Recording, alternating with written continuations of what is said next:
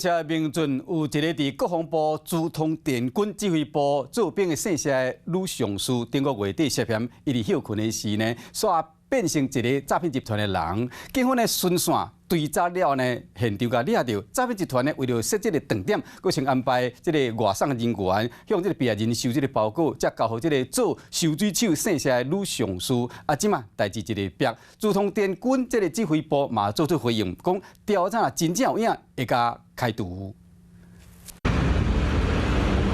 穿粉色衫的外送员伫咧街仔路顶，甲一个低头毛的查某人挖嘴，扫落来交一件包裹，事后互人发现是诈骗集团的车手。其中这个低头毛的查某人，竟然阁是现役的军人上司。诈骗集团为了设下断点，先请周姓外送员到南京东路3段这边向被害人收取包裹，再转交给担任车手的谢姓女上司。诈骗集团利用2届的诈骗手法，向50被害人讲会当甲哄骗的钱摕回来，要求伊就要先拿现金包裹交去资通电军社市女上司的手头。警方到场一查，随着抓到，超出一支手机甲现金10多万。全案已请士林地方检察署侦办，并扩大溯源查缉其他集团共犯到案。保卫国家的国军说和诈骗集团来合作，资通电军嘛发声明来回应。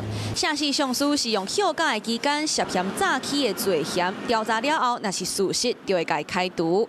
也是我国军事战略的创新作为。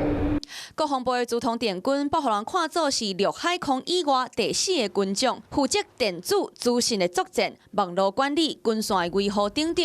伫咧网络时代新型的战争当中是真重要的角色。不过，这届女上司无做官兵的模范，用休假的期间来趁乌钱，恐惊无头路，就要面对法律的制裁。